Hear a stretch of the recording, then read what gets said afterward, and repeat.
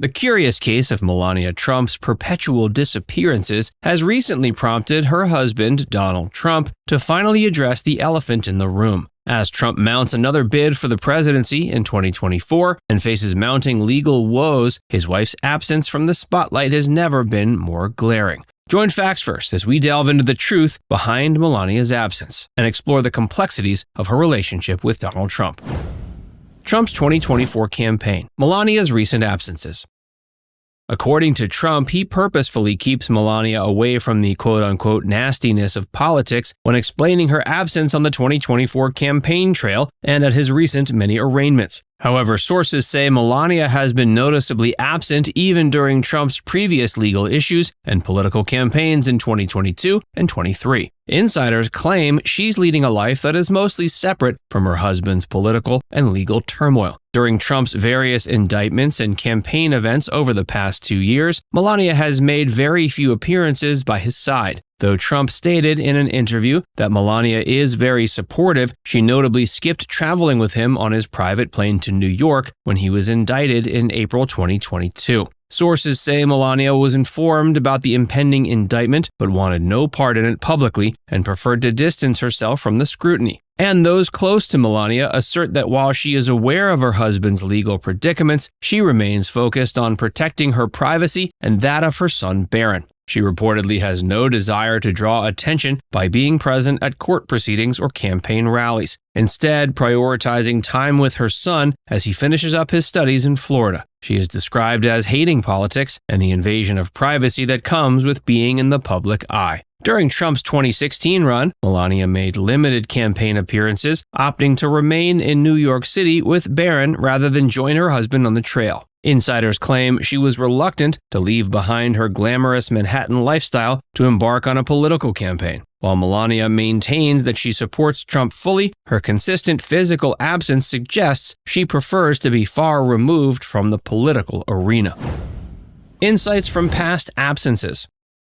Melania's current low profile recalls her previous stretches away from the public eye during Trump's presidency. According to sources, she spent ample time distanced from the White House during his term. While serving as First Lady, Melania did not immediately relocate to Washington, D.C. after Trump assumed the presidency in January 2017. She chose to remain in New York City with Barron until he completed the school year, living separately from her husband for the first several months of his administration. This was an early sign of her reluctance to embrace the role of First Lady and life in the political spotlight. Even after moving into the White House, Melania continued to avoid being present for many official events and duties typically executed by the First Lady, according to former aides. She reportedly found reasons to skip or cancel appearances frequently, frustrating staffers who wanted her to have a robust schedule befitting her position. Former advisor Stephanie Winston Wolkoff stated it was often unclear how Melania spent her days in the White House. Her first chief of staff, Stephanie Grisham, noted it was difficult to even get Melania to commit to one public event per week. Grisham reported that Melania eschewed smaller ceremonial duties, unable to comprehend that her presence at minor engagements could positively impact people and garner good press. Those close to Melania described her as hating the pointless etiquette of politics and disliking feeling trapped at tedious events where she was expected to smile silently. She also spent ample time away from the White House, living with her parents near Washington during Trump's presidency, according to author Michael Wolff's book, Landslide. The book claims it was uncertain how much time Melania actually spent at the White House compared to her parents' Maryland residence over the 4 years.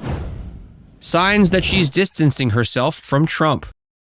In addition to skipping campaign and legal events, Melania has been absent from several personal milestones and social functions related to Trump, signaling she may be seeking distance from her husband. According to reports, Melania didn't attend Trump's 75th birthday celebration held at his Bedminster Golf Club in June 2021. Her absence fueled speculation about the state of their relationship, though Trump later stated she opted not to come due to their son Barron's school schedule. That same month, Melania and Barron were photographed in New York City without Trump, further indicating she was spending time away from him. Melania has also been apparently searching for real estate separate from the Mar-a-Lago property where she lives with Trump. Sources say she's hunting for her own place in Florida, perhaps wanting her own space away from her husband. And there have been sightings of her apartment hunting in New York City, where she previously owned her own unit in Trump Tower before Trump's presidency. She reportedly always has highly valued her independence and privacy. Having her own residence, whether in New York or Florida, might signal a desire to live more autonomously from Trump despite remaining married. But Trump said in an interview that he likes keeping an air of mystery around Melania's whereabouts, indirectly confirming she spends ample time apart from him. With Melania's ongoing absences from Trump's side, rumors of marital troubles, including imminent divorce, continue to swirl. Some insiders have claimed Melania was merely waiting for Trump's presidency to end before initiating divorce proceedings. While unverified, her disappearances lend credence to theories that Melania is separating from Trump in her personal life, if not also legally. What she's been up to lately. When not with Trump, Melania has been quietly occupying herself in recent years with a limited number of activities and a small social circle. Since departing the White House in January 2021, she has set up an office at the Mar-a-Lago estate in Florida, where she and Trump live. According to some sources, she may be using the office to continue working on her Be Best initiative, which focuses on the well-being of children. But few details are known about her day-to-day schedule. While keeping a low profile, she's been spotted dining with Trump and their son Barron at Mar-a-Lago's restaurant. Patrons say she appears occasionally with her family, but does not interact with other club members or guests. Sources describe her as leading a peaceful yet mysterious existence at Mar-a-Lago, rarely venturing into public view. In addition to time in Florida, she spends portions of the year in New York City based on recent sightings. In July of 2022, she was photographed walking with Barron outside of Trump Tower in Manhattan, indicating she still frequents her former hometown. She owns an apartment in Trump Tower, where Barron may have been finishing up his studies before moving more permanently to Florida. Overall, her inner circle appears to be very small, comprised mostly of her parents and a few close friends, according to some who know her. She's said to employ a longtime stylist who helps maintain her public image, even as Melania herself avoids the public eye. For income, she has made paid appearances at various events, commanding high fees in the hundreds of thousands for her time. She stays due to acceptance and mutual gain. While Melania's disappearances may imply discontent with her husband, those close to her assert that Melania knew full well what she was getting into and stays due to acquiescence, not approval. According to Stephanie Winston Wolkoff, any notion that Melania is distressed by Trump's behavior and wants to leave is false. Wolkoff states that Melania was fully aware of his personality flaws and questionable conduct well before his political rise. Melania reportedly warned Trump when he considered running for president that the scrutiny would expose his secrets and embarrass her. Nonetheless, she accepted the repercussions. Wolkoff suggests Melania's steadfastness springs not from approval but acquiescence to who Trump is despite all his shortcomings. Having been with Trump for over 2 decades, Melania is said to be unfazed by Trump's deceitfulness, improprieties, or controversies, according to insiders. Stephanie Winston Wolkoff served as a senior advisor to the First Lady of the United States, Melania Trump, between early 2017 and February 2018, after which Melania cut off all ties with her. On September 1, 2020, Wolkoff released her book Melania and Me, in which she discusses her experience of working with the First Lady, the renovations she demanded to be made to the White House, and her relationship with stepdaughter Ivanka Trump. Based on what we learned from Stephanie's book, as well as several other sources, we've compiled this video on the changes Melania Trump made to the White House before moving in there with President Trump. It's normal for the President and First Lady to ask for some changes to be made to their home at the White House. After all, when a couple knows they're going to spend 5 years of their life at a place, they want to make it their own in every way. The Obamas also asked for some changes to be made to the White House before they made it their home. To start with, Michelle Obama had the rug, draperies, and many of the chairs replaced in the state dining room. Similarly, she also made changes to the old family dining room, where she had the color of the yellow walls changed to light gray walls. She also added new contrasting red rugs to the room. Michelle Obama also added 4 different works of American abstract art to this room. One was a painting by Alma Thomas, making Alma the first African-American female to have a piece in the White House. However, according to Stephanie and her new book, Melania and Me, Melania Trump found the White House's decor to be shabby and refused to move in until and unless everything was done to suit her style. According to Stephanie, Melania made it clear she would move into the White House only after the bathroom that had previously belonged to the Obamas was completely ripped apart and changed to suit her style. According to Stephanie, Melania checked the room and the bathroom that was going to be hers and demanded everything be ripped down and changed to suit her personal taste. She also demanded new furniture. According to Stephanie, at this time Melania appeared as someone very hard to please, and it seemed she was more concerned about the interiors of the White House than the allegations of alleged infidelity her husband was facing. Further, Stephanie revealed in her book that while teams worked to change the White House to suit Melania's standards and taste, she stayed at the Trump Tower in New York with her son Barron and refused to move in with the president, even when everyone was questioning their marriage. Melania not only changed her personal space before moving into the White House, she also made changes to the Red Room, Green Room, and the Blue Room in the White House. The first thing she changed in the Red Room was the wall fabric. She also asked for the draperies in the Green Room to be repurposed and for the furniture to be brought back into the Blue Room. Stuart McLaurin, the president of the White House Historical Association, a nonprofit organization founded by Jacqueline Kennedy in 1961 that takes care of the finances of home improvement-related projects within the White House, revealed that Melania pointed out because of the direct sunlight coming into the room, most of the wallpaper in the Red Room had turned a shade of pink. The current First Lady, therefore, wasn't wrong in asking for the wallpaper to be changed. Unlike Stephanie, Stewart was more accommodating of Melania's demands, as she believed the White House actually needed many of the changes that Melania asked for. More importantly, according to McLaurin, since the First Lady entertains a lot of high-profile guests, it's good for her to want to project the right image. She said Melania works in close coordination with the chief usher, head curator, and several other White House staff members to make sure the White House is ready to welcome guests at all times. In fact, during one of the receptions, Melania, who usually maintains an introverted personality, spoke about the White House and said she was proud of living at the White House and feels honored to have been able to play a role in its restoration and maintenance. Other than changing the drapes in the Red Room, Melania also requested the staff change the draperies in the Green Room. However, since both Melania and the staff didn't want to waste money, they decided to repurpose the draperies by reversing the material. Similarly, for the Blue Room, she decided to restore the furniture from the Belange suite. One of the pieces that Melania restored to the Blue Room was a 53-piece exquisite furniture set that was originally a part of the Belange suite. The Belange suite was added to the White House in 1817. President James Monroe is credited with adding the room. The original suite was made in Paris by Pierre-Antoine Belange, and James Monroe had the entire suite transported to the White House as is. However, most of the furniture pieces that belonged to the Belange suite were sold at auction in 1860. Michelle Obama started the Belange suite restoration project in 2013, and the project was completed last year. Since its inception until its completion last year, $450,000 had been spent on the project already. Under the project, staff members were able to reacquire 10 pieces that were a part of the original suite. Melania moved one of these reacquired pieces into the Blue Room. That apart, Melania Trump also asked for the wood, brass, and lighting of the elevator that connects the president's office and his living space to be refinished. Further, she had the upholstery of chairs and benches changed in the diplomatic reception room. That room sees a lot of traffic, and therefore changing the upholstery of chairs and benches is very much needed after a few years. Melania also had a very special rug designed for the diplomatic reception room. She had it placed on the entrance of the South Lawn. This new rug features the 50 flowers of the 50 states, and this piece is something Melania chose by herself and really wanted in the reception room.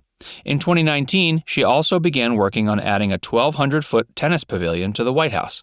The photos of the project were widely shared on social media. Other than the various projects we've already mentioned, the current First Lady also commissioned work on a bowling alley that goes back to the Nixon administration and was later refurbished and renovated in 1994. The money for this renovation came from the Bowling Proprietors Association of America. After the renovations were done, Melania even invited many kids into the White House to enjoy the new bowling alley. However, one of the restoration projects Melania undertook that has drawn a lot of criticism is the White House Rose Garden renovation project.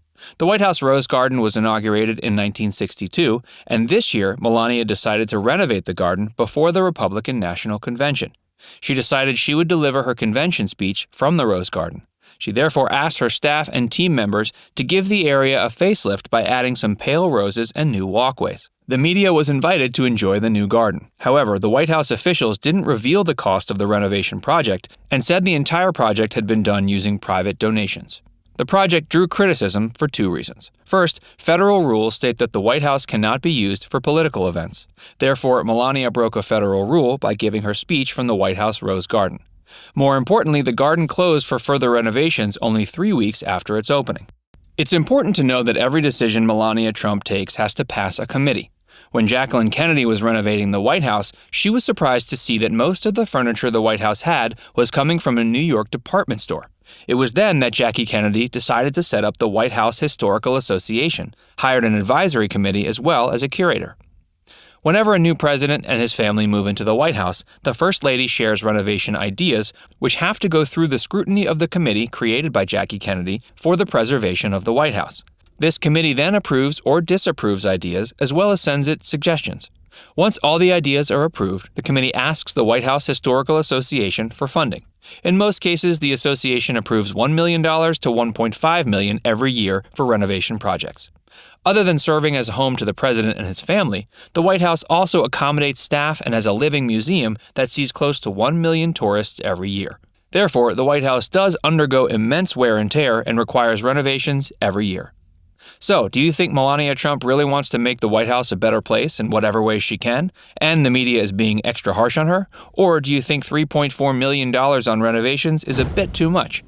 Early life and education. Baron William Trump, born March 20th, 2006, is the youngest child of former President Donald Trump and his wife Melania. During his early years, Barron was raised in Trump Tower in New York City, and his parents made efforts to shield him from media spotlighting. Melania played a central role in Barron's upbringing and his education. She's been vocal about her commitment to being a hands-on parent and ensuring that Barron's childhood remained as private as possible. Barron attended Columbia Grammar and Preparatory School in Manhattan, a well-regarded private school where he was known to excel academically. In 2017, he made the move to Washington, D.C. after his father's inauguration. He continued his education at St. Andrew's Episcopal School in Potomac, Maryland, where he remained out of the public eye and was afforded a relatively normal school experience. When President Trump lost the 2020 election, the family moved to Florida. Barron was once again forced to switch schools and began attending Oxbridge Academy in Palm Beach. He's slated to graduate in 2024. Barron's relationship with his parents, particularly with Melania, appears to be close and nurturing. Melania has often spoken about her devotion to motherhood and her desire to provide Barron with a stable and loving home environment. She's also emphasized the importance of instilling in him values of respect, kindness, and responsibility. During Donald Trump's presidency, Barron's life remained largely out of the public eye. Melania was especially vocal about this, advocating for Barron to be allowed to grow up as normally as possible. Donald and Barron. Donald Trump, during his time as president and prior to that, was known to enjoy various recreational activities and downtime with his youngest son Barron. Although Trump's presidency was marked by a fairly busy schedule and numerous responsibilities, he did make efforts to spend quality time with Barron when he could. One of the activities they enjoyed together was golf. Trump is an avid golfer who has numerous golf courses bearing his name. He often invited Barron to join him on the golf course, fostering their father-son bond while sharing a love for the sport. Golf outings allowed them to spend time together in a more relaxed and leisurely setting. Additionally, they own Mar-a-Lago, a private club in Florida, where they spent considerable time during his presidency. Mar-a-Lago provided opportunities for the Trumps, including Barron, to relax and unwind together. The estate has a pool, beach access, and beautiful gardens, making it a comfortable and scenic location for family leisure time. Donald has also been known to take his son on trips to his various properties, such as Trump Tower and Trump National Golf Club. These trips allowed them to bond while enjoying the amenities and surroundings of Trump's properties. Furthermore, Trump's love for showbiz was evident as he sometimes attended entertainment events with Barron. Whether it was attending WWE wrestling matches or other entertainment-related activities, these outings provided opportunities for father and son to enjoy some entertainment together. A new book. Despite tales of Donald and Barron getting along, there are some people in the Trump inner circle who feel their relationship is strained in some ways. Author Michael Wolff has a new book out called Siege: Trump Under Fire. In it, he reports that the two have a more distant relationship and that this has rapidly increased as Barron has grown up. And he means that literally. Apparently, Donald, who is known for being obsessed with how things look, as well as his own appearance, doesn't appreciate how tall Barron is. At 6'8", Barron towers over most people. So it's reasonable to think he would tower over his own father. And certainly no one would think less of Trump, who's already quite tall, for simply having a tall son. But according to the book, Donald takes it personally to be seen as short. So he apparently makes efforts not to stand next to Barron in photos for fear he'll look small. And according to Wolff, their distance isn't simply a height thing. In an interview in 2019, he was quoted as saying, "He doesn't get along with his son, he doesn't communicate with his son is effectively not a part of his life." Barron was a surprise. Barron Trump's arrival into the Trump family was indeed a surprise pregnancy. Melania and Donald have both shared insights into the circumstances surrounding Barron's conception and how they felt about it. In interviews and public statements, Melania has discussed the unexpected nature of the pregnancy. She's described Barron as a miracle baby and explained that his conception occurred when she least expected it. She was in her mid-30s at the time, and the pregnancy came as a pleasant surprise to both her and Donald Trump. Donald Trump has also acknowledged the surprise of Barron's arrival. He's spoken affectionately about his son and expressed his joy and gratitude for having another child, especially at a stage in life when he did not necessarily anticipate expanding his family. Trump has described Barron as a very special and great young boy. Both parents have emphasized their love for Barron regardless of the circumstances of his conception. Melania speaks often about the joy and happiness Barron has brought to their lives. Barron's surprise pregnancy and birth have been presented as a positive and cherished event in the Trump's family lives. The other kids. Trump's relationships with his adult children have been a significant aspect of his personal and professional life. He shares a close bond with Eric Trump, his second son. Eric has been actively involved in the family business, the Trump Organization, working alongside his father for many years. Their shared business interests have not only strengthened their father-son relationship, but also made Eric an integral part of the Trump's family business endeavors. Similarly, Donald Trump Jr., the eldest, has been deeply involved in the family business and has played a prominent role in his father's political activities. The two share a close relationship, and Donald Trump Jr. has been a vocal and passionate defender of his father's policies and positions. Ivanka Trump has had a unique role within the family, serving as an advisor to her father during his presidency. Their relationship has been described as both professional and familial, with Ivanka often taking on a public-facing role on behalf of the Trump administration. Tiffany Trump, the youngest of Donald Trump's early children, has maintained a relatively lower profile in comparison to her siblings. She pursued her education with a law degree while her father was in office, and her relationship with him, while less publicly visible, is still part of the larger Trump family dynamic. Throughout Donald Trump's presidency and beyond, these relationships have been characterized by a mix of family ties, shared business interests, and political collaboration. Their individual roles and public personas have varied, but the Trump children have remained loyal and supportive of their father's endeavors, reflecting the importance of family within the Trump family ethos. Melania Trump. Life as normal as possible for my son Barron, and I'm a full-time mom and I love it. So I decided not to be in the campaign so much, but I support my husband 100%. Melania Trump, the former First Lady, was often regarded by staff and insiders as one of the more difficult First Ladies to deal with. Her tenure was noted by a series of challenges, misunderstandings, and controversies that contributed to this perception. One of the primary reasons for this reputation was Melania's highly private and independent nature. Unlike her more public-facing predecessors, Melania maintained a low profile, which made it challenging for staff to predict her actions or align them with broader White House strategies. This independence was often seen as aloofness or uncooperativeness, complicating efforts to integrate her initiatives with those of the administration. Her preference for a smaller, more loyal circle of advisors also contributed to her reputation as difficult. This insularity meant that many staff members had limited access to her, leading to communication gaps and misunderstandings. The small team that did work closely with her often had to navigate her specific preferences and high standards, which could be demanding and exacting. Staff turnover within the East Wing was notably high, suggesting that many found the work environment challenging. One of the most publicized instances of her challenging demeanor was her reported conflict with then White House Chief of Staff John Kelly. According to reports, Melania demanded the firing of Deputy National Security Advisor Mira Ricardel, allegedly over a seating dispute during a trip to Africa. This rare public intervention by the First Lady led to Ricardel's ouster, showcasing her willingness to assert her influence behind the scenes. Another incident that underscored the difficulties in dealing with Melania was her controversial fashion choices, particularly the "I really don't care, do you" jacket worn during a visit to a migrant child detention center in Texas. The jacket sparked widespread outrage and confusion, with critics accusing her of insensitivity. Staff members were reportedly blindsided by the decision, struggling to manage the ensuing public relations crisis.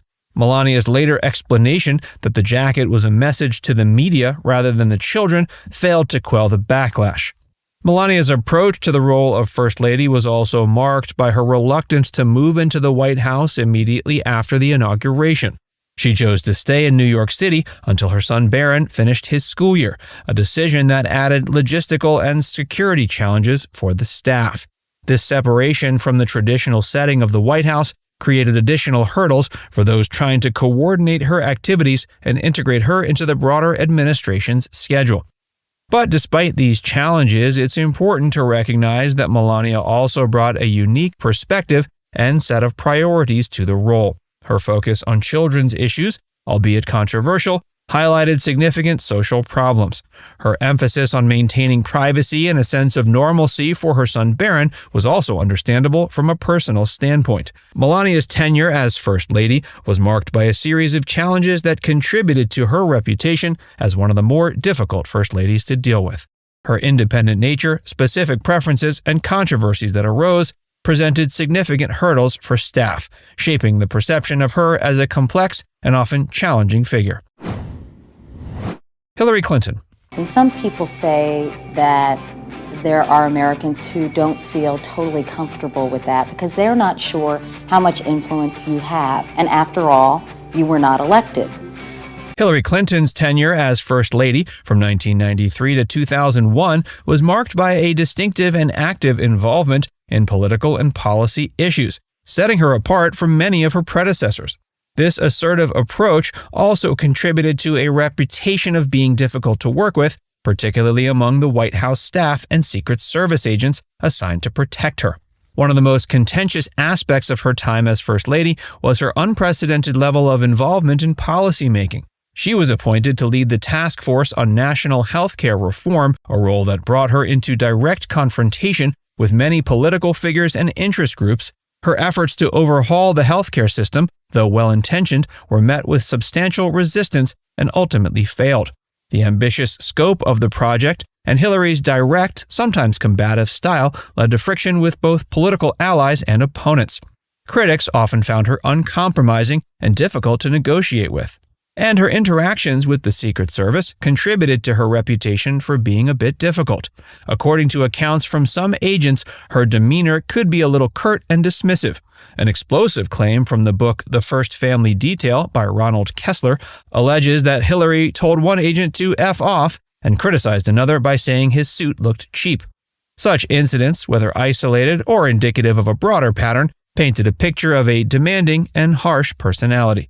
The book also suggests that for some agents, being assigned to Hillary's detail was seen as a form of punishment. Hillary's strong personality and high expectations extended to her relationships with White House staff as well. She was known for her meticulous attention to detail and high standards, which, beneficial in many respects, also made her tough to work for.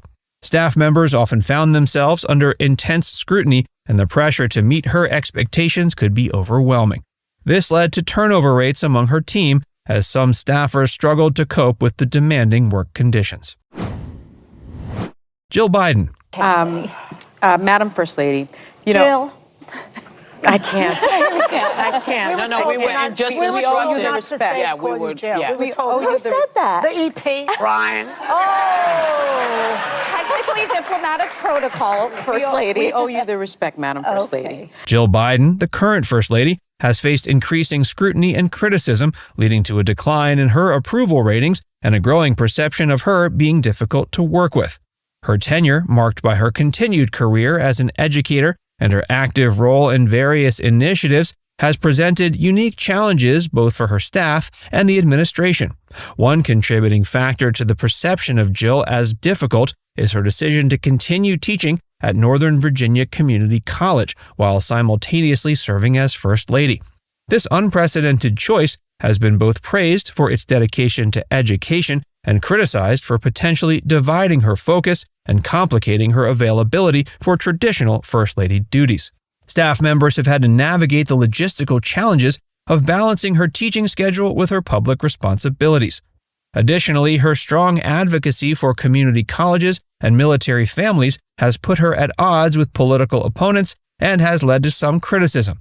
Her efforts to secure increased funding for community colleges and her involvement in education policy have been met with resistance, contributing to tensions within the political landscape. Critics argue that her influence on these issues oversteps the traditional role of the First Lady, while supporters believe she's using her platform effectively. Reports of high expectations and exacting standards within her team have also surfaced, contributing to a perception of her as a demanding figure. But despite these challenges, she continues to champion important causes and maintains a significant public presence. Many people feel more festive and excited for Christmas when they decorate elaborately for the holiday, while others do so out of tradition. Precious ornaments and other decor are often passed down from generation to generation, making Christmas a holiday of celebrating years past as well. Christmas decorations also have ancient and colorful histories. For example, the Christmas tree we use today likely came from 16th century Germany, when families would erect small pine trees in their homes and decorate them with apples, nuts, and candies. Once this tradition was brought to America by German immigrants, it caught on quickly. In 1840, Christmas tree ornaments were invented, and suddenly decorating for Christmas became far more fashionable. Surprisingly, many traditional Christmas decorations, such as the Yule log, actually have historically pagan origins. As you can see, Christmas decorations have an incredibly rich history. Today, people are always finding new ways to put a unique spin on these decorations, creating a Christmas all their own. Of course, decorating for Christmas isn't just for regular families across the country. One ancient tradition of the White House involves decorating for the holiday as well. The tradition began in 1800, when President John Adams and First Lady Abigail held the first Christmas party ever in the White House. At first, Christmas decorations in the White House consisted of a few simple Christmas trees, as well as a wreath or garland here and there. Over time, however, the decorations have become more elaborate. In today's video, we're going to take a look at some of the ways former U.S. presidents have decorated the White House. While most of these decorations have captured the warm spirit of Christmas perfectly, the most recent decorations have a different air. Make sure you stick around because we're going to reveal the scary way that First Lady Melania Trump chose to decorate the White House this Christmas. President Franklin D. Roosevelt. President Roosevelt deeply loved the holiday season and used Christmas at the White House as an opportunity to spread cheer to all. He and his family celebrated a host of rich Christmas traditions. The family would light the indoor tree with real candles and host a Christmas Day church service. President Roosevelt would also read a copy of Charles Dickens' classic Christmas Carol to his family. In 1941, however, tragedy struck after the bombing of Pearl Harbor. America swiftly entered World War II, and it was an uncertain time for Americans. Still, President Roosevelt honored his old Christmas traditions and decided to invite Winston Churchill to share the holiday with his family at the White House. Melania Trump's scary Christmas decorations for 2020. At first glance, there seems to be nothing out of the ordinary about Melania Trump's Christmas decorations this year. Instead, the generic trees and train set all seem rather boring and uninspired. While Melania might have gotten backlash for her bright red Christmas trees and other bold decor in years past, at least she was daring.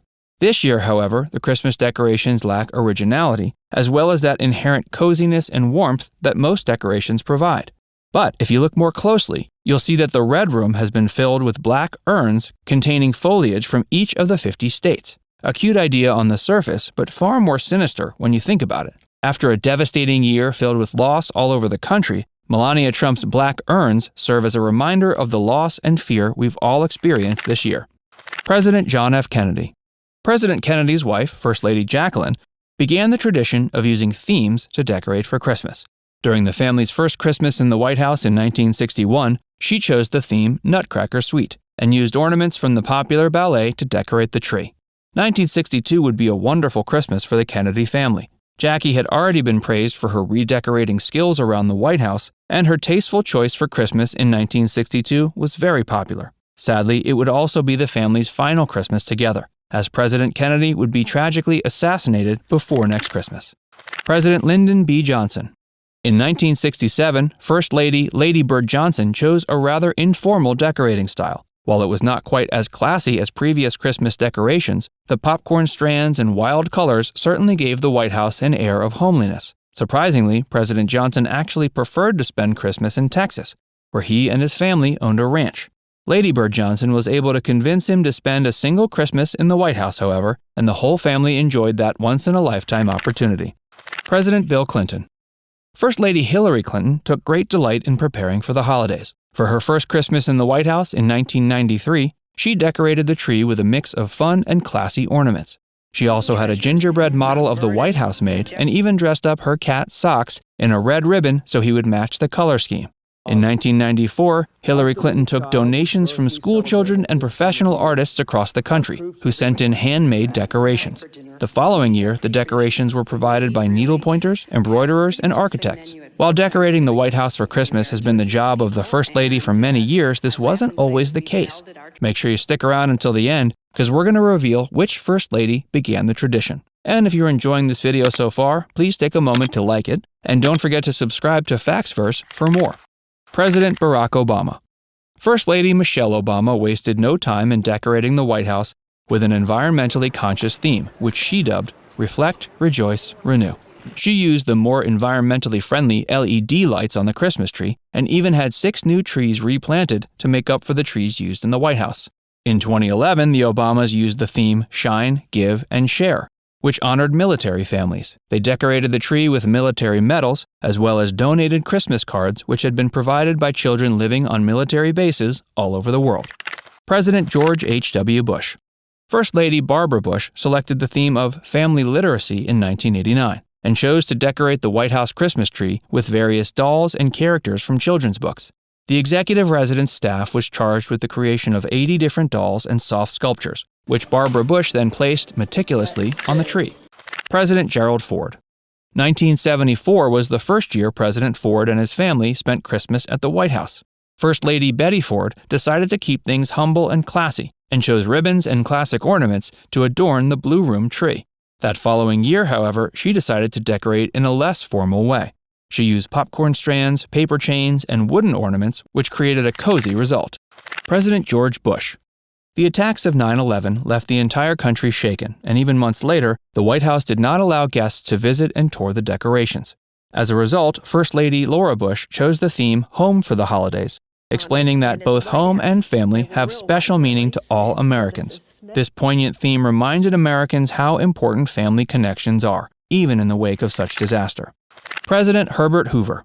In 1929, President Hoover established a brand new tradition. The duty of decorating the White House Christmas tree was given to First Lady Lou Henry. Oddly enough, that very Christmas Eve, the family threw such a wild party that the White House caught on fire and nearly burned down. Still, the tradition stuck, and First Ladies have been decorating the White House for Christmas ever since. There's a lot of rich history and tradition surrounding the Christmas decor of the White House. Some people have disliked First Lady Melania Trump's choice of decoration, while others see no problem with it. Do you think this year's Christmas decorations are as scary as some people are saying, or do you think there's nothing wrong with them? Let us know in the comments below, and don't forget to subscribe to FactsVerse for more.